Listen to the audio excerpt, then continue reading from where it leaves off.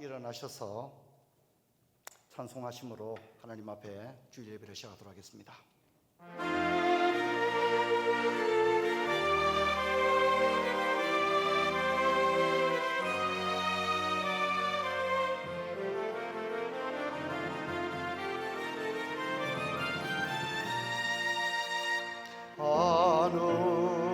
하늘에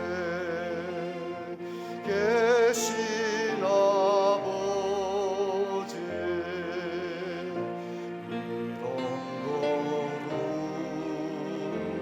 거룩하사 주님 나라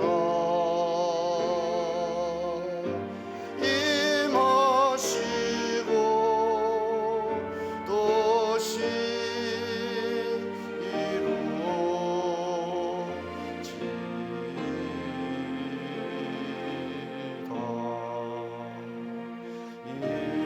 일용할 양식 주시고 우리들의 큰 죄 다 용서하옵시고 또 시험에 들게 마시고 악에서 구원하소서. 주여 주의 나라 주의 권세 주의 영광 영원히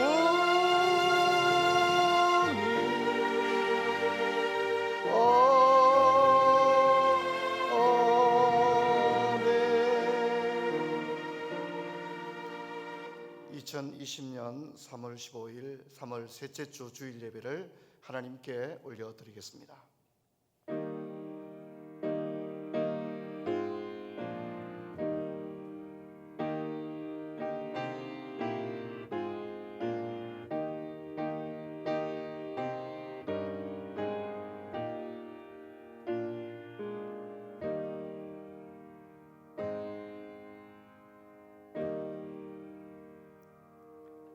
하나님이여, 사슴이 시냇물을 찾기에 갈급함같이 내 영혼이 주를 찾기에 갈급하나이다. 내 영혼이 하나님 곧 살아계시는 하나님을 갈망하나니 내가 어느 때에 나아가 하나님의 얼굴을 배울까. 사람들이 종일 내게 하는 말이 내 하나님이 어디 있느냐 하오니 내 눈물이 주야로 내 음식이 되었도다. 내가 전에 성의를 지키는 무리와 동행하여 기쁨과 감사의 소리를 내며 그들을 하나님의 집으로 인도하였더니 이제 이 일을 기억하고 내 마음이 상하는도다.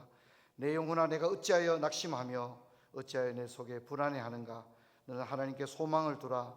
그가 나타나 도우심으로 말미암아 내가 여전히 찬송하리로다. 아멘. 하나님 아버지, 참으로 형용하기 어려운 극난한 상황 가운데서 공적 예배가 일시적으로 파행을 겪는 가운데 있다가 하나님, 오늘 우리가 기도하는 가운데 또 주일 예배를 다시금 드리게 된 것을 감사를 드립니다. 아버지 하나님, 우리의 죄악과 교만을 회개합니다. 용서하여 주옵소서. 아버지 하나님, 우리가 예배의 소중함을 그동안 알지 못하고 신앙생활에 등한시했던 것 회개합니다. 하나님, 다시금 교회가 본질을 회복하고 무부담도 참 예배가 회복되는 아름다운 계기가 되게 하여 주옵소서. 고난을 당하고 있는 많은 사람들을 위로해 주기를 원하올 때에 주 예수 그리스도 이름으로 기도하옵나이다. 아멘. 찬송가 43장을 찬송 드리겠습니다.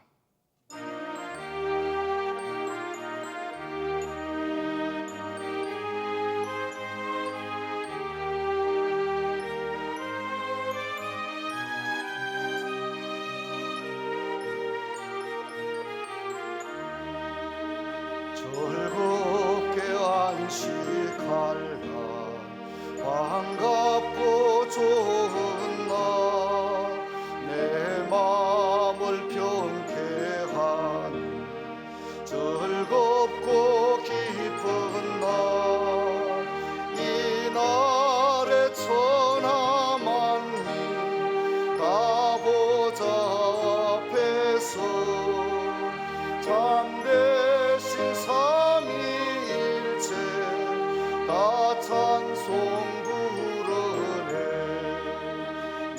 날의 하늘에서 새 양식 내리네.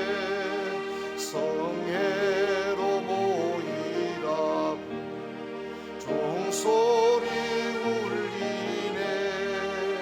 복음의 밝은 빛은 온 세상 비치며 또 영생물이 흘러 시원케 하시네. 이 주일 지킴으로 새 은혜 입어서 영원히 쉬는 곳에 다 올라갑시다. 성부께 찬미하고 성자와 또 성령 참되신 삼위일체 다 찬송 부르세.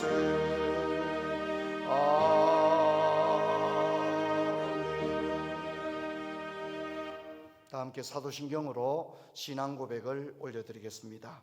전능하사 천지를 만드신 하나님 아버지를 내가 믿사오며 그 외아들 우리 주 예수 그리스도를 믿사오니 이는 성령으로 잉태하사 동정녀 마리아에게 나시고 본디오 빌라도에게 고난을 받으사 십자가에 못 박혀 죽으시고 장사한 지 사흘 만에 죽은 자 가운데에서 다시 살아나시며 하늘에 오르사 전능하신 하나님 우편에 앉아 계시다가 저리로서 산자와 죽은 자를 심판하러 오시리라. 성령을 믿사오며 거룩한 공회와 성도가 서로 교통하는 것과 죄를 사하여 주시는 것과 몸이 다시 사는 것과 영원히 사는 것을 믿사옵나이다. 아멘. 교동문 11번입니다.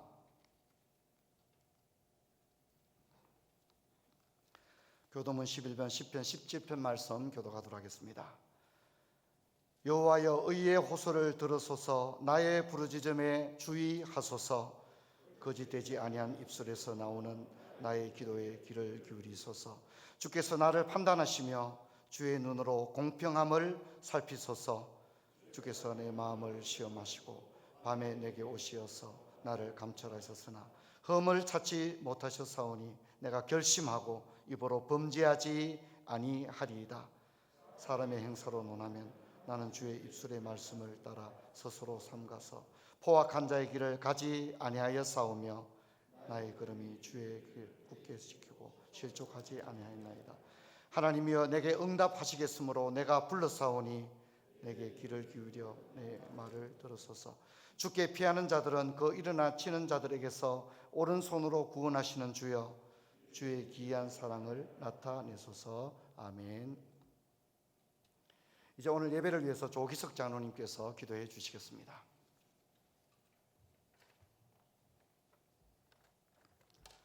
참 좋으신 주님, 은혜와 사랑을 감사드립니다. 지금까지 살아온 모든 것이 다 하나님의 은혜임을 고백합니다. 이 세상에서 가장 귀한 것이 우리 주님께서 값없이 주신 맑은 공기와 맑은 물, 아름다운 자연임을 다시 한번 느끼게 하는 요즘입니다. 주신 것에 감사하고 건강으로 예배드릴 수 있음에 감사케 하옵소서. 하나님 아버지, 코로나 바이러스로 인해 전 세계가 공포와 두려움에 쌓여 있습니다. 과학이 발달하고 문명이 발달하였다고 하지만 눈에 보이지도 않는 미시한 바이러스로 인해 모든 것이 멈춰지고 하나님 아버지께 올려드리는 가장 귀한 예배마저 정상으로 드리지 못하고 영상으로 올려드리고 있습니다. 하나님 아버지, 이 코로나 바이러스가 속히 소멸되게 하시어 저희들이 정상적인 생활할 수 있도록 은혜 내려주시옵소서. 바이러스 확진으로 고생하는 모든 병자들을 안전하게 치유케 하셔서 건강한 몸으로 가족 품으로 돌아가게 하옵시고, 병원과 각처에서 바이러스와 사투를 벌이고 있는 의료진과 119 구급대원 등 수고하는 모든 사람들을 안전하게 지켜주셔서 한 사람도 위험에 처하지 않게 지켜주옵소서. 이 환난의 시대에 교회가 모범을 보이며 지역사회를 섬기며 봉사하며 하나님의 영광을 높여드리는 데 앞장서게 하옵소서. 하나님 아버지, 저희 교회가 지금 건축하고 있는 도서관 공사와 교육관 리모델링 사업이 은혜 가운데 잘 진행되게 하시어 다음 세대들이 마음껏 꿈을 꾸며 비전을 이루어가는 아름다운 장소가 되게 도와주옵소서. 또한 3년간 실시하는 허들링 21을 통해 나를 가꾸며 가정을 일으키고 교회를 세우는 목표가 꼭 이루어지게 하옵소서.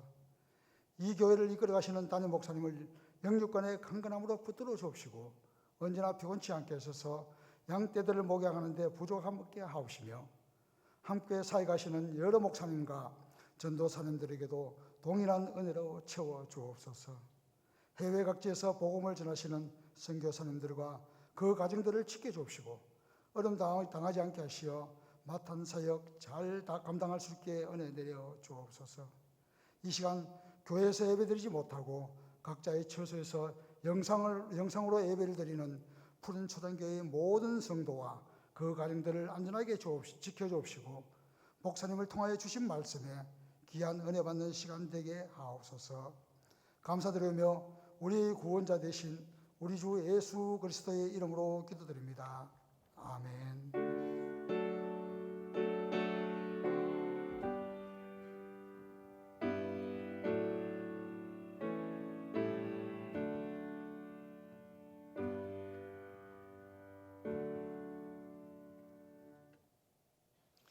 이 시간은 하나님 앞에 헌물 드리는 시간입니다. 각 가정에서도 하나님 앞에 헌물을 올려드리겠습니다.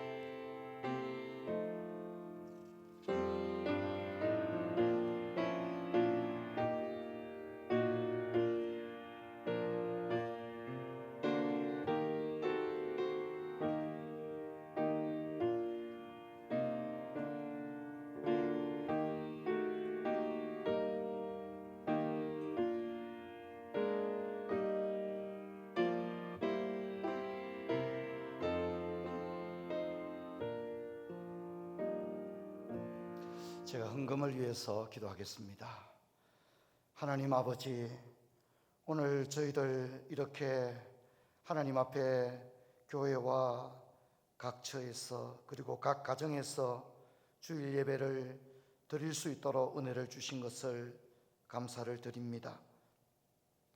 코로나 바이러스로 말미암아 참으로 여러 가지 고난과 피해가 극심한 가운데 있사오니 우리 성도님들을 위로해 주시고 또 오늘 어려운 가운데서도 정성을 다하여 하나님께 귀한 헌금을 드렸사오니 이 헌금을 복되게 하여 주시옵소서.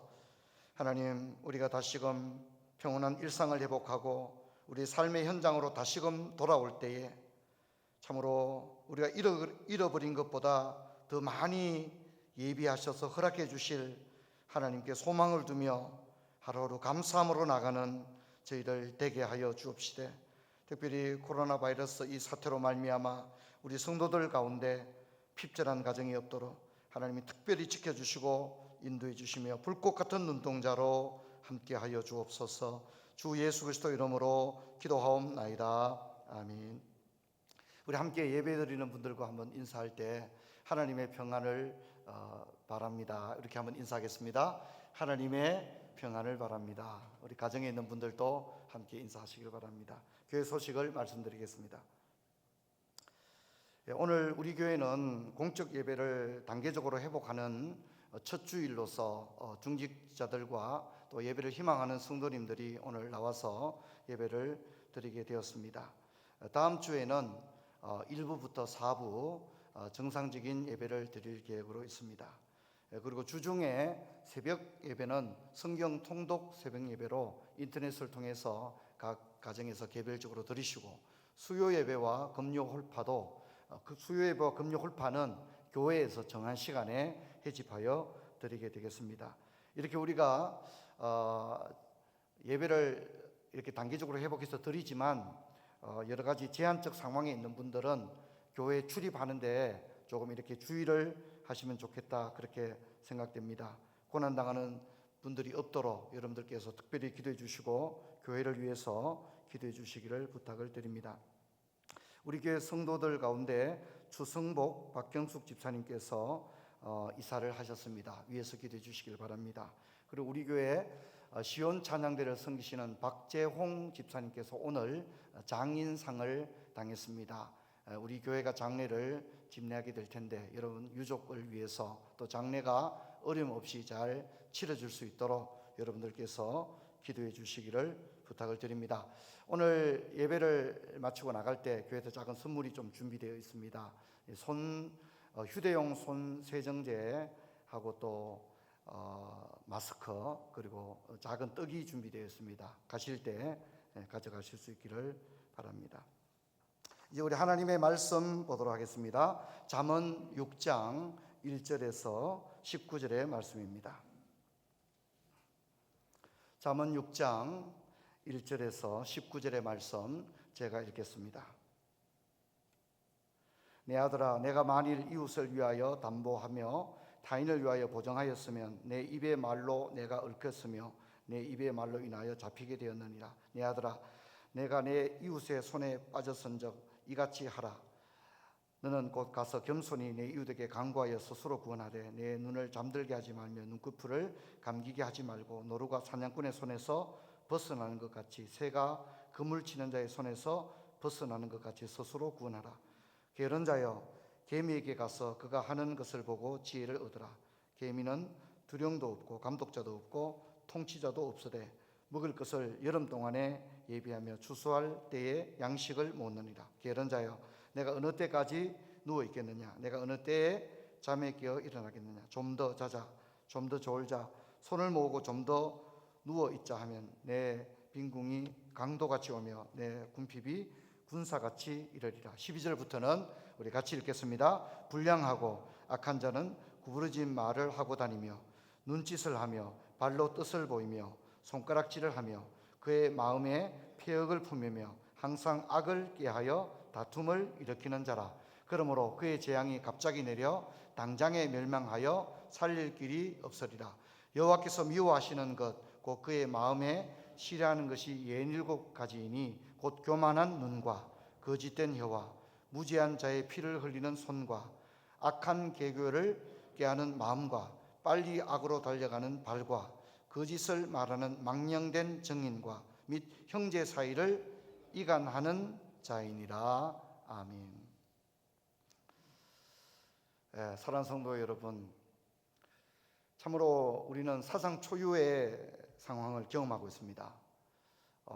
이번 주간에는 코로나 바이러스가 전 세계 모든 대륙을 향하여 진짜 무서울 정도로 확산되고 있음을 우리가 보고 있습니다. 당연히 한국과 대구는 조금 진정 국면에 접어들었다고는 하지만 여전히 아직 우리도 안심할 단계는 아닌 것 같습니다. 여러분, 우리가 이럴 때에 먼저 나 자신을 겸손히 돌아보고 하나님 앞에서 은혜를 구할 수 있는 저와 여러분 되기를 바랍니다. 그리고 내가 속한 가정, 내가 속한 교회, 또 내가 속한 도시, 내가 몸담고 있는 직장을 위해서 서로 양보하고 격려하고 그런 성숙된 신자, 또 성숙된 시민으로 세워지는 그런 은혜가 있기를 바랍니다. 오늘은 잠언 6장 전반부를 살펴보겠습니다. 잠언 1장에서 9장까지 아버지의 교훈 10가지가 나오는데 오늘 다루는 잠언 6장 1절부터 19절은 그동안에 우리가 다루었던 내 아들아 이렇게 시작했던 전형적인 아버지의 교훈, 즉 표준 잠언과는 좀 그 장르상 또 문장의 흐름이라든가 주제의 흐름이 조금 다른 그런 잠언입니다. 오늘 제가 설교 제목을 우생 삼총사다 이렇게 했는데 예전에는 뭐 소생이 이런 말을 쓰기도 했지 않습니까? 그래서 어리석은 자를 우생이다 그렇게 하는데 물론 지금 잘 사용하지 않는 말이죠. 그러나 이 잠언의 내용을 마음에 깊이 각인되고 오랫동안 기억에 남게 하기 위해서 제가 설교 제목을 어리석은 자 우생 삼총사 이렇게 잡아봤습니다. 그래서 오늘 읽었던 1절부터 19절 사이는 세 종류의 어리석은 자가 나오는데, 첫 번째는 빚보정을 쓰는 자, 두 번째는 게으른 자, 세 번째는 불량한 자가 나오고 있습니다. 그동안에 우리가 살펴본 자문을 보면 아버지는 지속적으로 사랑하는 자신의 아들의 인생을 한순간에 파탄으로 끌고 가서 회복 불가능의 상태로 만드는 치명적인 유혹에 대해서 아버지는 언급을 해왔습니다. 우리가 기억할 때 잠언 1장에서 아버지는 한탕을 노리는 불량자와 동업을 해서는 안 된다. 그리고 지난주에 살펴본 대로 잠언 5장에서 음녀의 유혹에 대해서, 그리고 오늘 잠언 6장에서 보정을 쓰는 것에 대해서 아버지는 경고를 하고 있습니다. 이런 아버지의 경고는 평소에 어머니들이 하는 아들에게 하는 말, 가령 일찍 일어나라, 채소를 먹어라, 양치질을 잘해라, 양말을 뒤집어 벗어놓지 마라, 이런 엄마의 잠언과는 좀 다릅니다. 아버지는 아들의 인생을 파탄으로 끌고 가게 될 결정적인 리스크에 대해서 힘주어서 아들에게 경고를 하고 있습니다. 첫 번째 우생은 보정을 쓰는 자입니다. 여러분, 이 보정을 쓰는 행위는 성경은 마치 일종의 도박을 하는 행위와 동일선상에서 이야기하고 있다는 것을 잊어서는 안 됩니다. 2절을 보면 구두서약이 나오는데 말로 한 것도 강제력을 지니고 있다는 것을 아버지는 아들에게 말합니다. 네가 말을 함부로 그렇게 구두 보정을 쓰게 되는 것도 너의 인생을 파멸로 끌고 가게 될 것이다. 그렇게 강조를 하고 있습니다. 어떤 사람의 부채를 갚는 일에 보정을 써주는 일, 어떤 사람이 신규 사업에 자금을 마련하고자 할 때 보정을 써주는 일을 우리가 말하고 있는, 이것을 통상적인 보정이라고 말해도 무방할 것 같습니다. 그럼 왜 보정을 쓰면 안 되느냐? 여러분, 보정이라고 하는 것은 자신의 통제를 벗어난 미래 상황에 대해서 결정을 하는 것이기 때문입니다. 여러분, 우리는 다른 사람을 돕는 일은 분명히 좋은 일이지만, 그렇다고 해서 우리가 도울 수 있는 영역이 있고 도울 수 없는 영역이 있다는 것을 잠언은 분명히 하고 있습니다. 보정은 나의 미래를 다른 사람에게 무책임하게 넘겨주는 일입니다. 채무자에게 자신을 맡기면 그 채무자는 그를 무자비하게 채권자의 손에 내던지고 말게 될 것입니다. 그래서 여러분, 우리는 남을 돕는 일을 하지만 하나님과 같이 도울 수는 없는 것입니다. 우리가 돕지만 내가 도울 수 있는 한계가 있고 영역이 있다는 것입니다.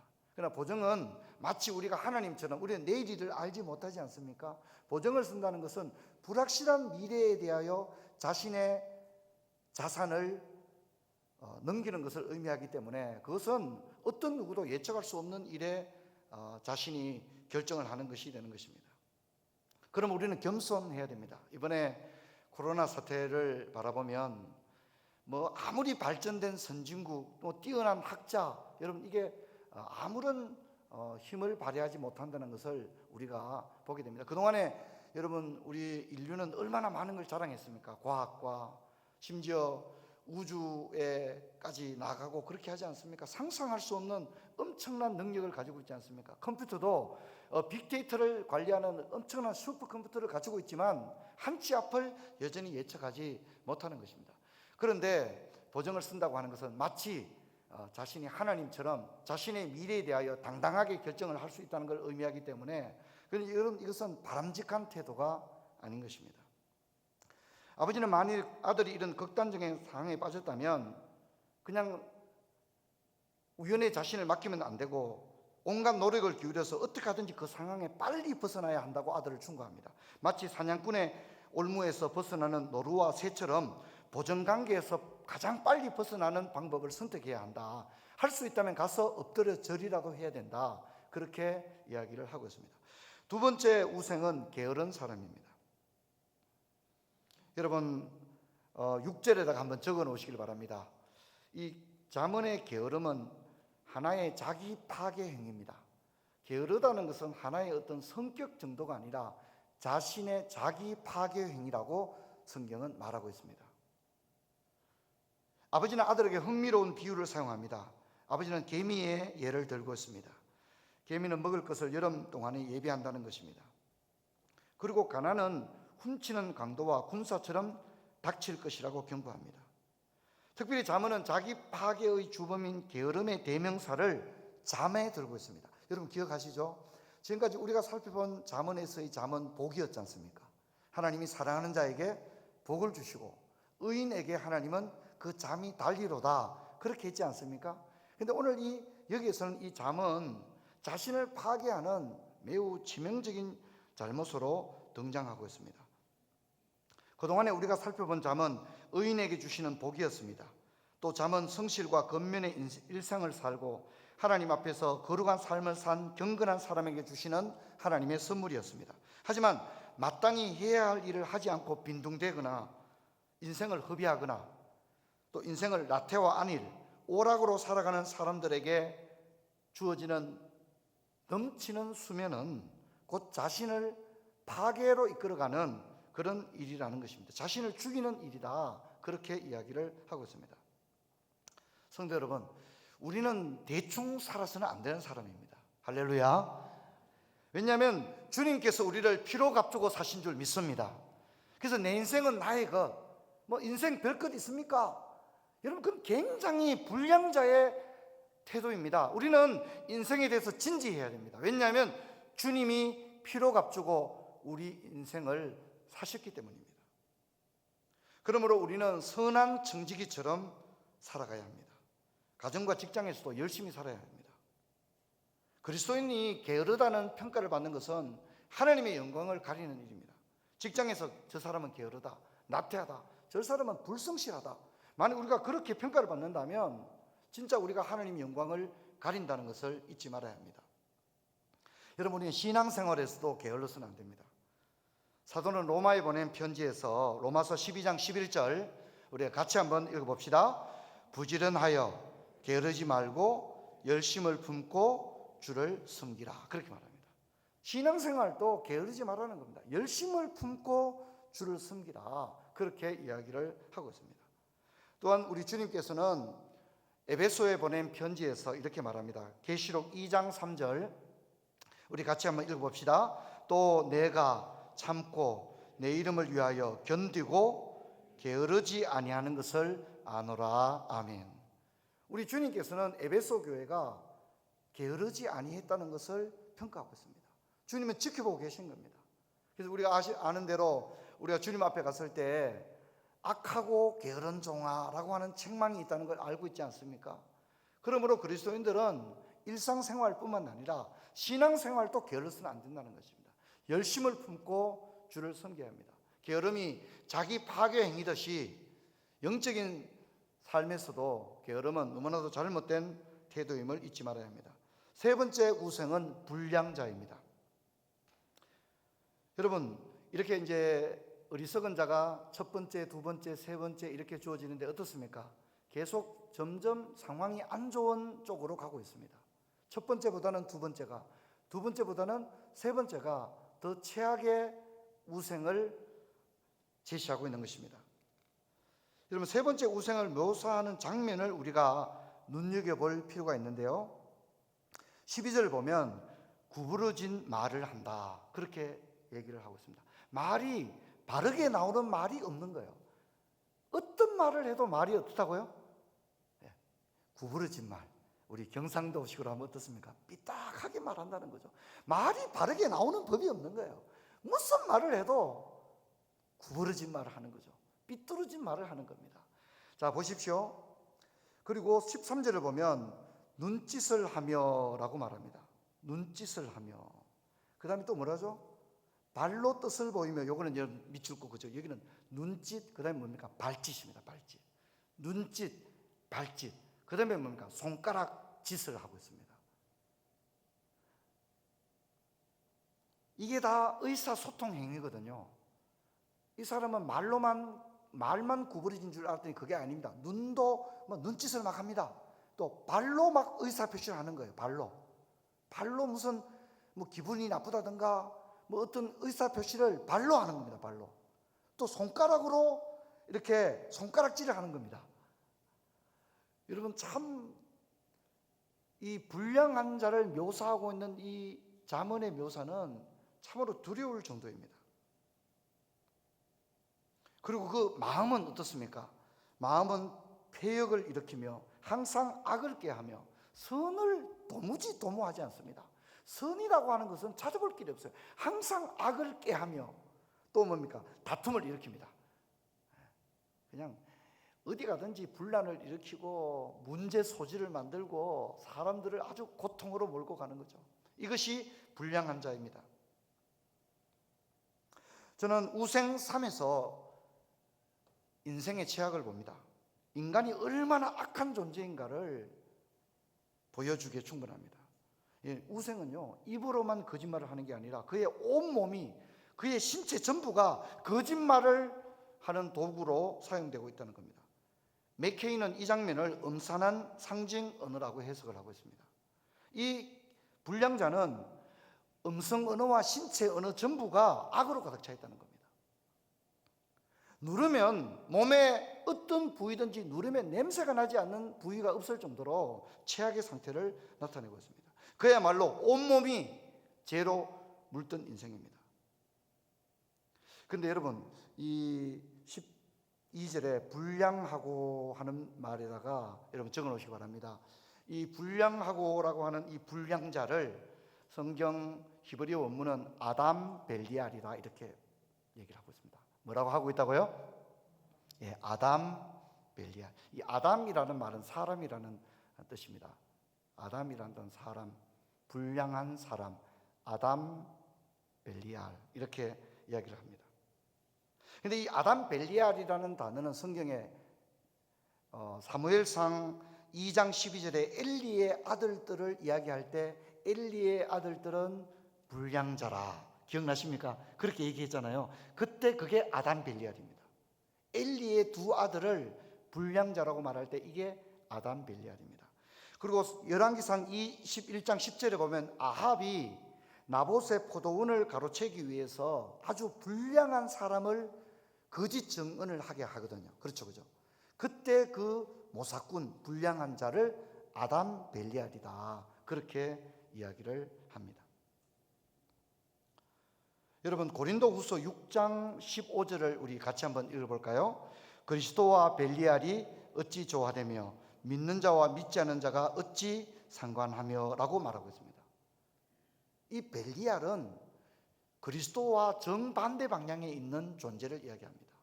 빛과 어둠이 하나가 될 수 없고 믿는 자와 불신자가 하나가 될 수 없는 것처럼 이 벨리알은, 아담 벨리알은 그리스도인으로서는 도저히 상상할 수 없는 그런 모습인 겁니다. 여러분, 우리는 우리의 자녀들을 우생이 아닌 참으로 영적인 우등생으로 양육할 수 있기를 주의 이름으로 축원합니다. 여러분이 아무리 훌륭한 인생의 가업과 꿈을 이루었다 할지라도 여러분의 자녀가 우생에 빠져버리면 어떻게 되겠습니까?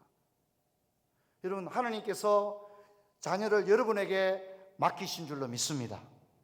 그리고 그 자녀를 양육할 수 있는 양육하는 책임이 누구에게 있습니까? 학교 선생님에게 있는 게 아닙니다. 바로 아버지들에게 있다는 것을 잊지 마십시오. 그러므로 오늘 자문의 아버지는 있는 힘을 다하여 이 아들을 우생의 삶을 살지 않도록 적극적으로 힘주어서 강조하고 있는 겁니다. 그리고 이제 이 세 번의 우생을 말한 다음에 아버지는 하나님이 마음에 미워하시는 7가지 제약을 나열하고 있습니다. 이 가레트라고 하는 학자는 이 7가지를 이스라엘의 7대 제약이다 이렇게 이야기를 했는데 우리가 성경을 같이 한번 읽어봅시다. 6장 16절부터 19절까지 우리 한 목소리로 같이 읽습니다. 여호와께서 미워하시는 것 곧 그의 마음에 싫어하는 것이 7가지니 곧 교만한 눈과 거짓된 혀와 무지한 자의 피를 흘리는 손과 악한 계교를 꾀하는 마음과 빨리 악으로 달려가는 발과 거짓을 말하는 망령된 정인과 및 형제 사이를 이간하는 자니라. 아멘. 여러분, 우리가 이 16절부터 19절을 읽었는데 여기 자세히 보면 신체의 몸의 위에서부터 밑으로 내려가고 있다는 걸 알 수 있습니다. 첫 번째는 눈이 나오고 있어요. 그렇죠? 두 번째는 뭐가 나옵니까? 혀가 나오죠. 그 다음에 손이 나오고, 그 다음에 18절에 악한 계교를 꾀하는 마음에다가는 여러분 갈로 읽고 가슴이라고 써놓으시면 되겠습니다. 나중에 자녀들을 가르칠 때 그렇게 가르치면 됩니다. 눈, 혀, 그죠? 손, 가슴, 그다음에 뭐죠? 발, 그죠? 발. 이렇게 몸의 신체 위쪽에서부터 아래쪽으로 이렇게 내려가면서 7가지를 설명하는 거예요. 그래서 저는 이게 참 유아 교육의 측면에서도 아주 잠언은 좋은 모범을 보여주는 것 같아요. 자녀들을 가르칠 때도 얘야, 내 눈은 어떤 눈이 되어야 돼? 이렇게 가르치고, 그렇죠? 그다음 내 혀는 어떤 혀가 되어야 돼? 라고 얘기하고, 네 손은 어떤 손이 되어야 돼? 그리고 네 가슴은 어떤 가슴? 그리고 아이 발을 만져주면서 네 발은 어떤 발? 이렇게 가르친다는 겁니다. 아버지가 아들에게 그렇게 가르치는 겁니다. 두고두고 계속해서 설명을 하고 있습니다.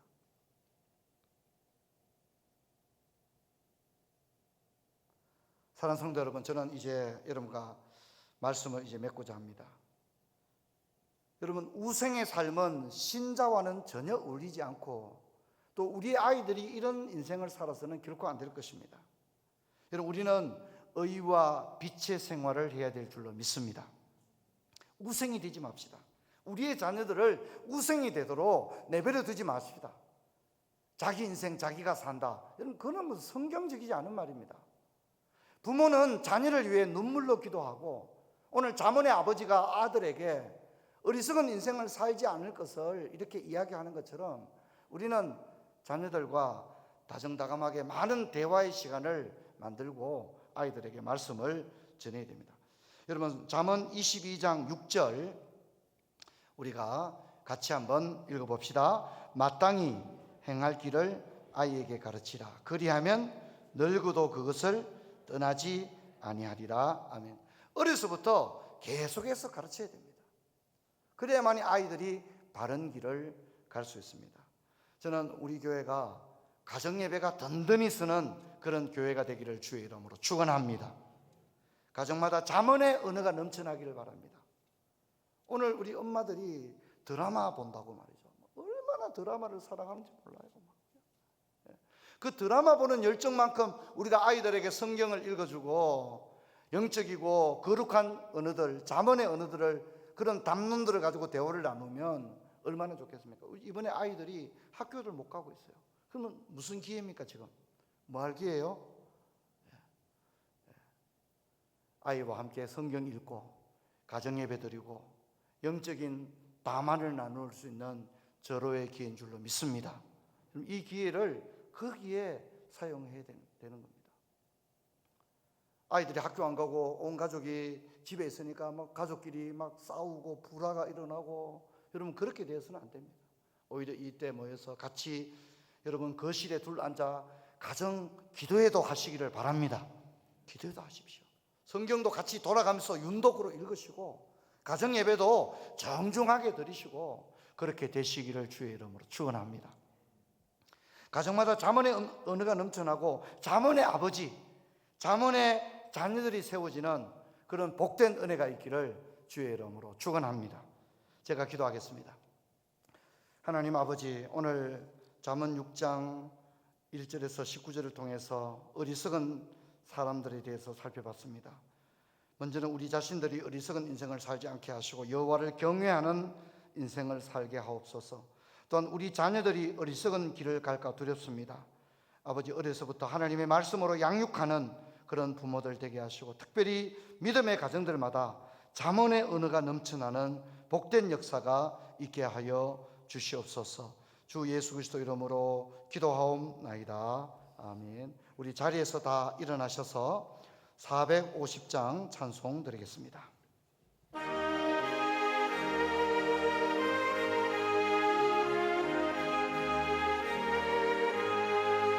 내 평생 소원 이것뿐 주의 일 하다가 이 세상 이별하는 날 주 앞에 가리라.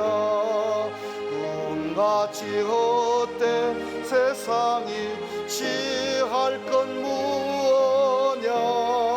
이 수고함만 하여도 헛된 것뿐일세. 불같은 시험 많으나 겁내지